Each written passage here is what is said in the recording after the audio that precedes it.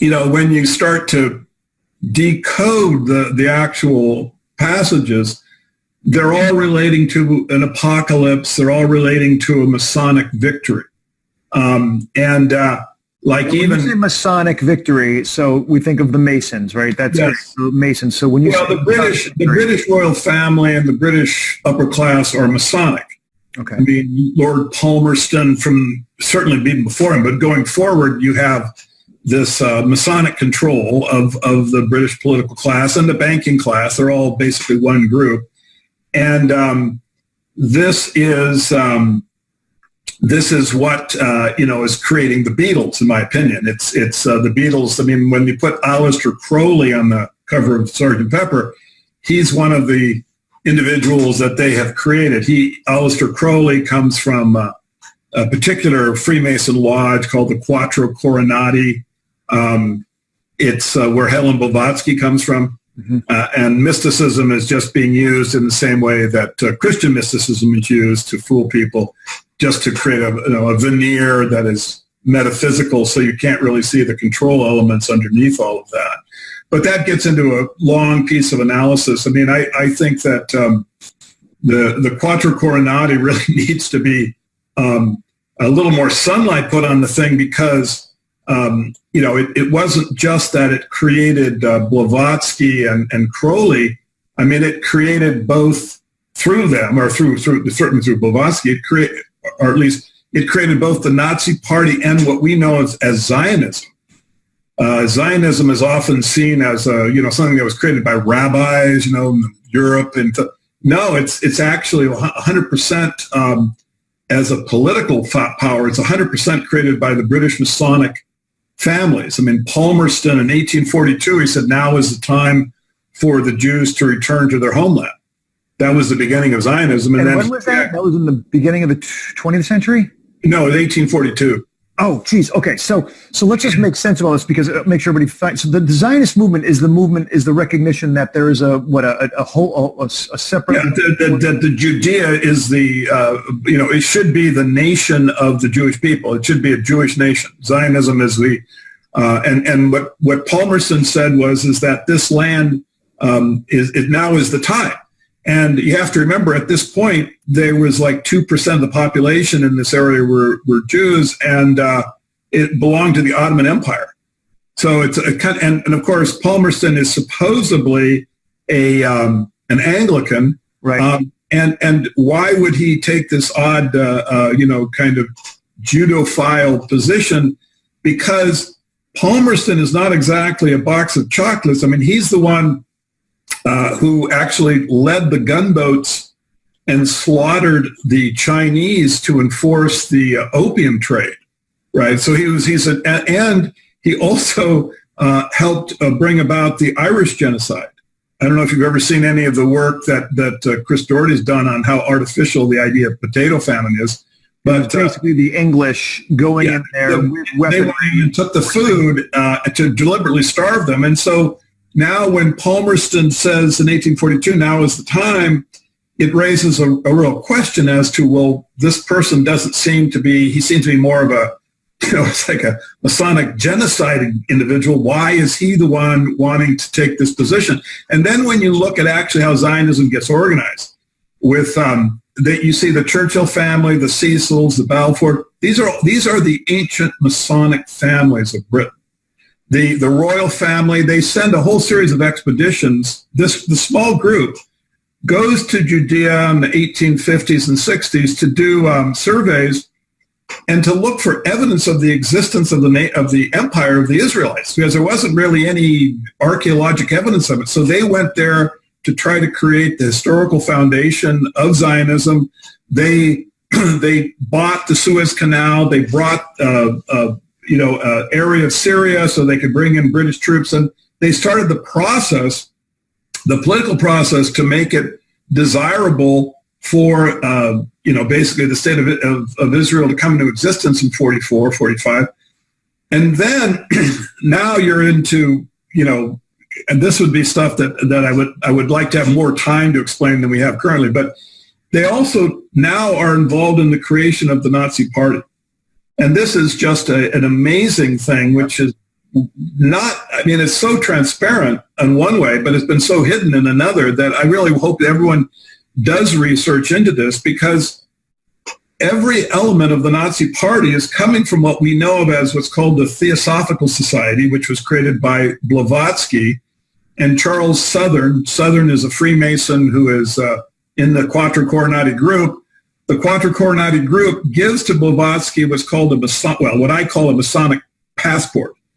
John Yarker, the 77th member of the Quatuor Coronati, creates this document where Freemasons around the world will represent, understand that Blavatsky is a special person and to be given whatever she needs. Blavatsky claims to be a mystic. She claims to have gone to Tibet and had this kind of mystical experience where she then came forward with the Theosophical Society. It's completely a lie. What she was doing during that time was working with Garibaldi in Italy. He was a Masonic, agent who was trying to basically gain political control over Italy. They battled. They had military battles against the papacy. They were trying to, Garibaldi's trying to organize Italy into a nation that would eventually, be part of the Axis. But Blavatsky was in his army. She took, in one battle, she took 2 bullet wounds and had her arm nearly severed with a saber blow. So she was in hand-to-hand combat against the papal forces. Garibaldi then, he brings this very bizarre version of Freemasonry called Memphis and Mizraim, which then is taken on by the Quatuor Coronati, and he introduces Blavatsky to Yarker. She's obviously held in high regard in terms of her zealotry, because she's actually hand-to-hand combat, promoting the Masonic military conquest. Anyway, and so this is her actual background is as a warrior, not, and so then Memphis and Mizraim, this kind of weird occult Freemasonry that Garibaldi claims that some guy in Napoleon's army discovered in the pyramids and gave to him. It then ends up with Blavatsky, who's given, basically control over it. And then it spins out like OTO, the Order of the Golden Dawn and Crowley and these guys, so that you have this metaphysical veneer.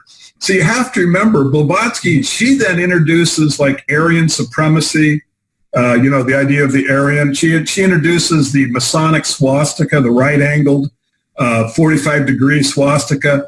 She introduces National Socialism, right? National Socialism, it comes from the Theosophical Society and the Bellamys. The right-hand salute, that's something that she does. Now, they also need anti-Semitism. And so you have Jelinka in Russia discover the Protocols of the Elders of Zion. And she is a confidant of Blavatsky. They actually have meetings during this whole time. So they discover the Protocols of the Elders of Zion. So now you have anti-Semitism in play, because this was actually a document was given then into the peasants in Russia following World War I. So they're building up the anti-Semitism. They're building up the National Socialism. But here's the kicker. They need the money. So it's got to come. How do they get the money into the Nazi Party? Well, this comes from Montague Norman. Montague Norman, where does he come from? He's another Theosophical Society. He's a follower of Blavatsky. He's the head of the Bank of England. It becomes difficult for him to transfer money directly into Germany. And so another organization is created. Montague Norman had a family investment banking company called Brown Brothers. He merges it with Brown Brothers Harriman, and it becomes Brown Brothers Harriman. Now, this is where you get Prescott Bush and these guys they always say, well, the Bush families are Nazi. Well, what they're talking about is the financial structure whereby Brown Brothers Harriman was funding I.G. Farben and the military industrial buildup. And And that was completely under the auspice of Montague Norman, who is a Theosophical Society member. Now, you got to remember, Theosophy had a few hundred followers. And yet all of the elements for the Nazi Party are coming from this one group. And then when you actually have Sabbatendorf create the legal structure, he has this thing called the Tool Society. He's another theosophist. He creates the legal structure of the Nazi Party, which then Adolf Hitler takes over. But it all has come, every single element has already been put into play in Germany. For decades, you can see for decades this has been going on. And now remember this, Blavatsky talked about the world teacher. She talked about this religious person that comes every, few hundred years. You have this individual. Now think of Hitler when he comes forward with his, Masonic swastika on. He is a religious figure at first. He stands and he goes, we are standing before God. And he talks about the Aryan people as an elemental force, right? It's just all coming right out of the Quatuor Coronati. It's a very straight line. The group, there's a couple of people that have done good research into this. One of them is a LaRouche scholar. I always forget his name. It's Anton Chevitz, I think his name is. And he's a Jewish scholar. He's done really good research into this.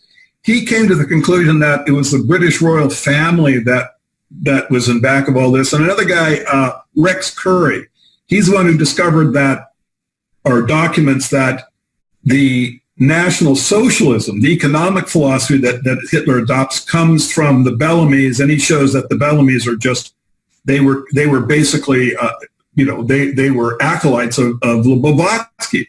So now here's how tight the circle is. Okay, so Blavatsky comes from Garibaldi, right? He's developing nationalism in Italy.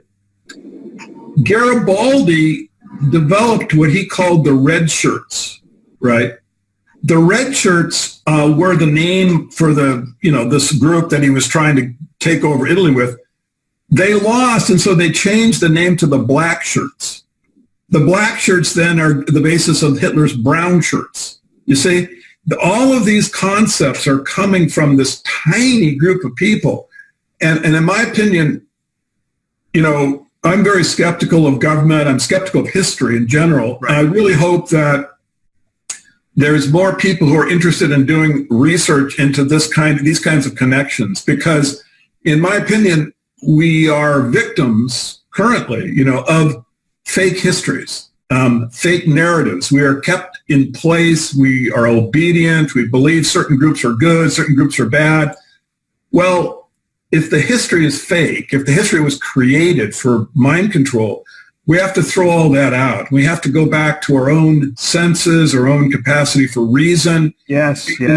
Look at the evidence as best we can. We have to exchange information. That's one of the reasons I really want to praise your show, incidentally. I often will try to do this. This is how we can bring about a renaissance, a real renaissance, is shows like yours, information, people who have the courage and the skill to get new information in and disseminate it, and to try to open up discussions, get more and more people thinking, the version of our history that we're given has a lot of elements in it which are there just to control my mind. I don't want to say I'm here, with solutions to everything, but I would like to advocate that people become more skeptical, more questioning.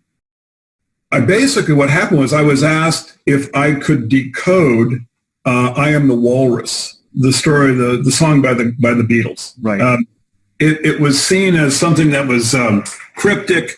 There were different understandings of it. And because I had the background in, decoding literature, this one group asked me if I would just give my take on it. And I could see right off the bat after I started studying it that there was something really wrong with the song. And I won't go into it. Incidentally, it's available. If someone wants to see it, just Google, my name and I Am the Walrus. And it's a, 5,000 word essay that people can read about it. But just to show you this is what the song, how it works is, at the beginning, he says, I am you, you are me, we are all together. Now, that's an exact quote from a song that's called Marching to Pretoria. This song was sung by the Boers as they were trying to escape the Masonic British army that was chasing them. This is during the Boer War.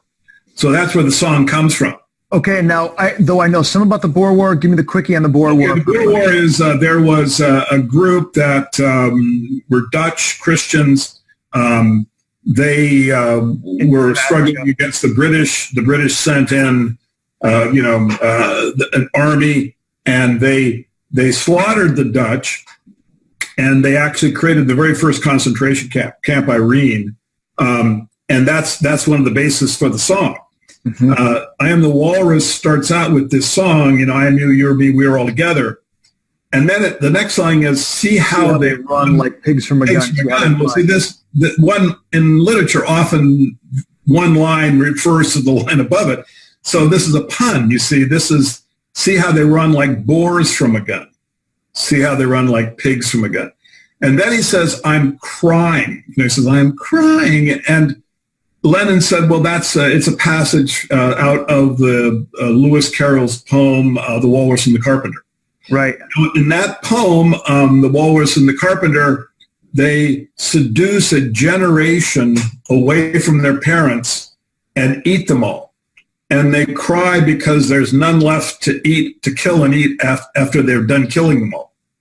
So this is, when you start to decode the actual passages, they're all relating to an apocalypse. They're all relating to a Masonic victory.